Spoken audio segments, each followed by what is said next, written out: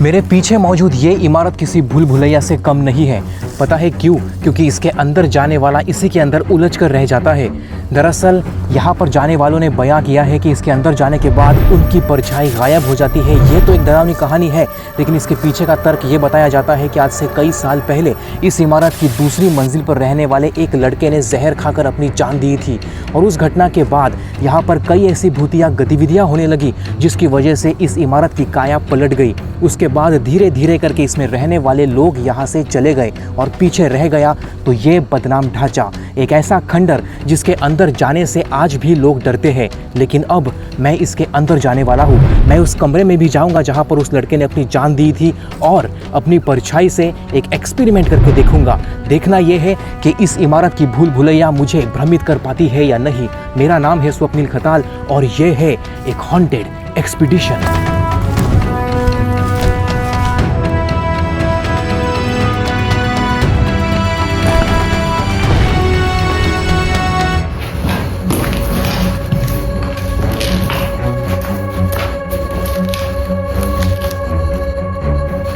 Pan card है, इसमें आधार card भी है, ड्राइविंग लाइसेंस। ऐसी जगह पर ऐसी चीज मिलने का मतलब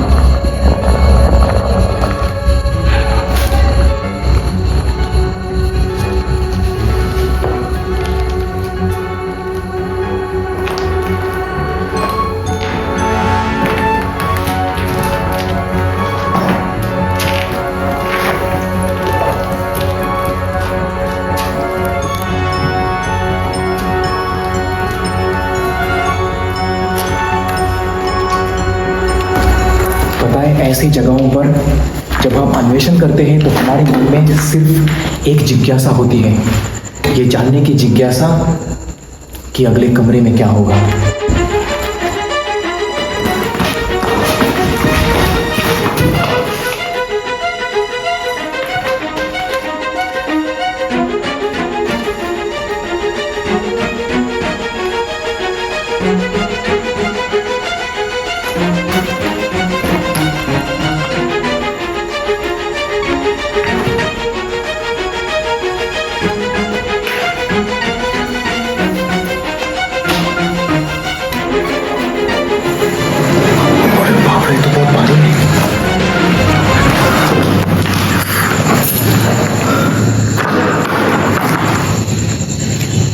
खोलोगे?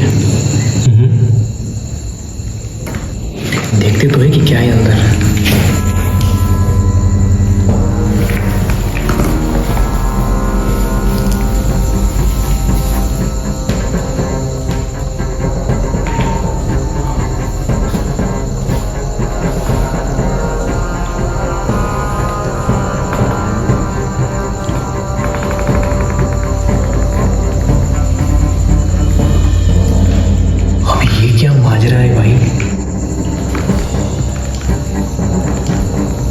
हम इस इमारत में अभी सिर्फ दाखिल ही हुए हैं और ये सब अजीबोगरीब चीजें मिल रही हैं। अब पता नहीं आगे चलकर क्या मिलेगा। इस जगह के बारे में मुझे हमारे एक सब्सक्राइबर द्वारा पता चला था, और उन्होंने मुझे बताया कि उनके इलाके में ऐसी एक इमारत है, एक खंडर इमारत, और उसके पीछे की ये परछाई वाली कहानी मुझे लगा कि ये काफ़ी रोचक बात है, इसका अन्वेषण करने की ज़रूरत है, और इसीलिए मैं यहाँ पर आया हूँ। और जिस सब्सक्राइबर ने हमें इस इमारत की जानकारी दी थी, उसी ने हमें बताया था कि इस इमारत की दूसरी मंजिल पर है वो कमरा जहाँ पर उस लड़के ने जहर खाकर अपनी जान दी थी, और इस वक्त मैं उसी मंजिल पर हूँ और वो कमरा मेरे ठीक पीछे है।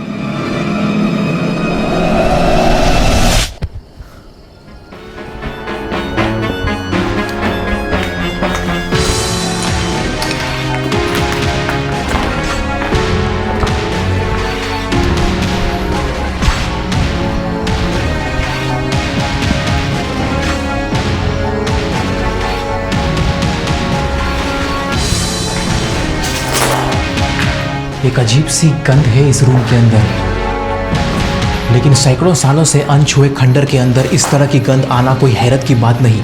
लेकिन एक बात काफ़ी हैरत की है, और वो है उस घटना के यहाँ पर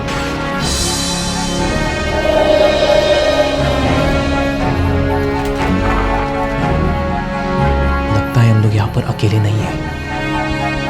मुझे अभी अभी वहां पर किसी की भनक लगी।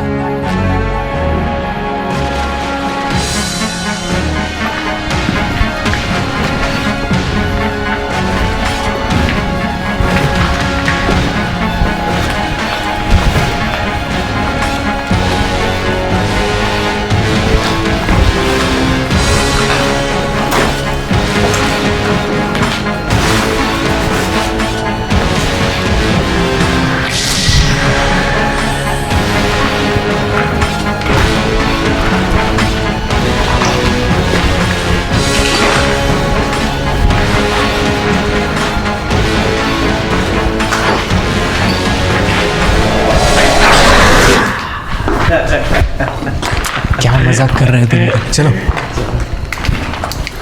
मुझे बस एक ही चीज़ की चिंता है कि हमारे ऊपर जाते वक्त अगर ये जो सीढ़ी है ये ढह गई तो हम इसके साथ नीचे गिर सकते हैं, या फिर अगर ऊपर जाने के बाद ये गिर गई तो हम नीचे नहीं आ पाएंगे, क्योंकि यही हमारा इकलौता रास्ता है ऊपर जाने का और नीचे उतरने का।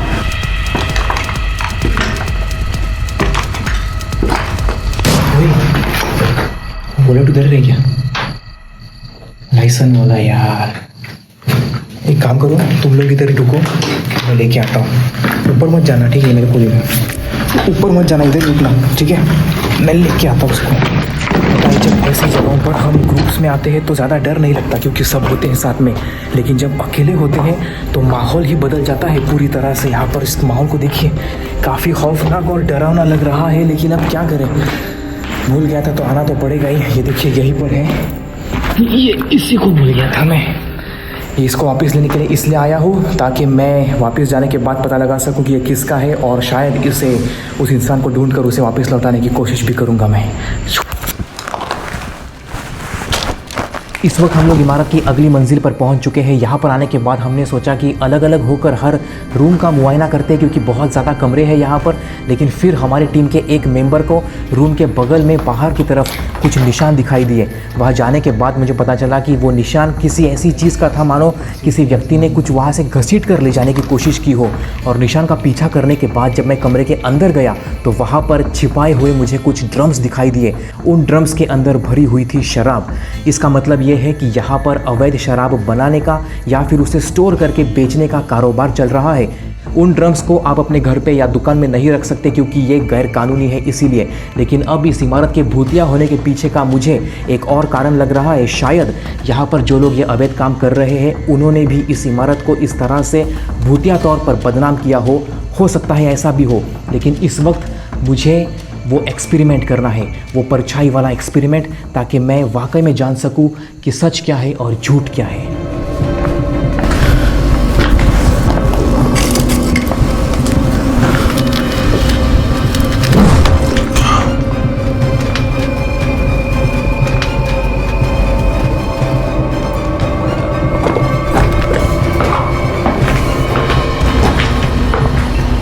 अब देखिए, ये वाला कमरा काफ़ी बड़ा है, लेकिन जो बात इस कमरे को, इस पूरी मंजिल को और भी ज़्यादा डरावनी बनाती है वो है परछाई वाली कहानी।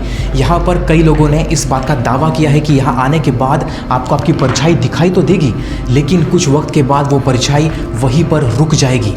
लेकिन उसके बाद अगर आप हिलते हैं, अपनी जगह को बदलते हैं, तो परछाई आपके साथ नहीं चलती। ये काफ़ी अजीब बात है, लेकिन आज मैं इस एक्सपेरिमेंट को इस दीवार के ऊपर ट्राई करने वाला हूँ। यहाँ पर आप देख सकते हैं, अगर मैं अपने हाथ पर टॉर्च चमकाऊँ तो मेरे हाथ की आपको परछाई दिखाई देगी, और अपनी उंगलियों को मैं हिलाकर यह साबित कर सकता हूँ कि ये मेरे ही हाथ की परछाई है। तो कहानी के मुताबिक अगर मैं अपने हाथ को यहाँ से हिला लूँ तो परछाई दीवार के ऊपर ही रहनी चाहिए।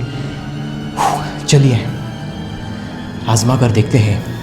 1 2 3। नहीं रुकी। ज़्यादातर भूत प्रेतों की कहानी की तरह ये वाली कहानी भी निराशाजनक नतीजा ही सामने ला रही है। लेकिन फिर भी कुछ लोग ऐसा मानते हैं कि भूत प्रेतों का जो भी साया है, जो भी बातें हैं, वो हमेशा अमावस्या के रात में ही आपको अनुभव करने मिलती है। और आज अमावस्या की रात नहीं है।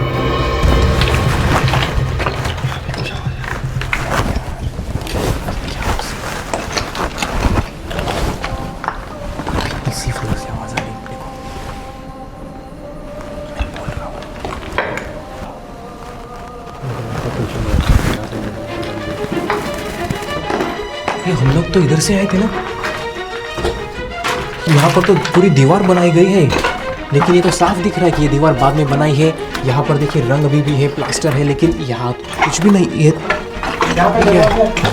भाई साहब, ये तो गजब की चीज़ है। मतलब यहाँ पर तो ये तो साफ दिख रहा है कि ये तो दरवाज़ा है। इसका मतलब बहुत ही साफ है कि कोई तो है जो नहीं चाहता कि इस पूरी इमारत में कोई दाखिल हो। लेकिन